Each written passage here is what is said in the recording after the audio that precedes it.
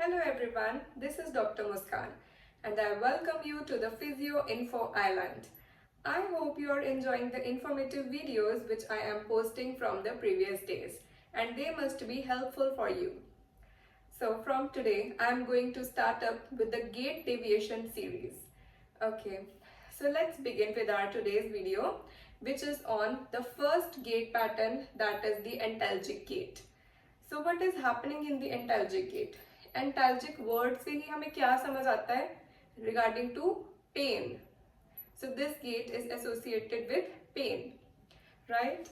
अब अगर hip joint, knee joint या फिर एंकल, इन तीनों जॉइंट्स में कहीं पे भी कोई भी पैथोलॉजी है या फिर इनमें कोई भी इंजरी हो गई है, आर्थराइटिक चेंजेस हो गए हैं, इसकी वजह से क्या होगा, एंटाल्जिक गेट कैन हैपन. ओके. या फिर अगर लो बैक पेन है और डिस्क रिलेटेड रेडिएटिंग सिम्टम्स है लोअर लिम्ब में, तो इसकी वजह से भी एंटाल्जिक गेट हो सकता है.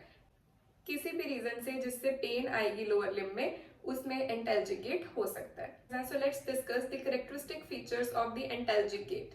फर्स्ट एंड फॉरमोस्ट फीचर क्या है इसका? Stance phase will be reduced in the affected leg and the swing phase will be increased. इसका क्या मीनिंग है कि जो अफेक्टेड लेग है, for example this is the affected leg, ये अपने ऊपर वेट नहीं लेना चाहती because it is acting in a guarding way. अगर कोई इंजरी हो गई है एंकल के ऊपर या फीट के ऊपर या नी पे कोई इंजरी हो गई है, तो वो लेग गार्ड कर रही है अपने आप को ताकि वो इंजरी फर्दर ऑन ना हो जाए. ओके, ताकि वो फर्दर ऑन प्रोग्रेस ना हो जाए, या अगर उस एरिया पे कोई भी इन्फ्लेमेशन हो गई है तो वो लेग अपने आप को गार्ड कर रही है, so that stance phase body का वेट उसके ऊपर ना पुट करे ज्यादा. ओके, तो स्टांस फेज रिड्यूस हो जाएगा सो दैट जो ऑपोजिट लेग है वो ज्यादा वेट बियर करेगी. अफेक्टेड लेग की जो ऑपोजिट लेग है वो ज्यादा वेट बियर करेगी, बट जो अफेक्टेड लेग है उसका स्टांस फेज रिड्यूस हो जाएगा एंड जो स्विंग फेज है वो इंक्रीज हो जाएगा. What does it mean? Air में जो लेग है वो ज्यादा टाइम स्पेंड करेगी एंड जो ग्राउंड पे उसका फेज है, ग्राउंड पे उसका टाइम है वो रिड्यूस हो जाएगा. In the opposite leg what is happening? इसमें बिल्कुल ऑपोजिट हो जाएगा. स्टांस फेज अफेक्टेड लेग का रिड्यूस हो रहा था, बट अनअफेक्टेड लेग का जो स्टांस फेज है वो इंक्रीज हो जाएगा.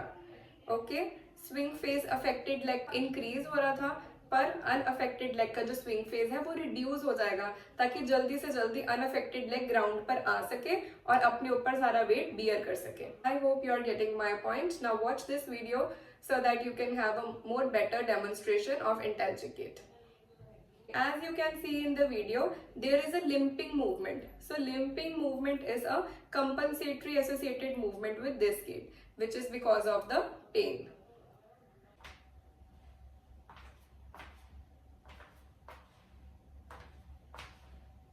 So what is happening in this antalgic gait? Let me tell you in brief. For the affected leg, stance phase is shortened and the swing phase is increased, whereas opposite thing is happening for the unaffected leg.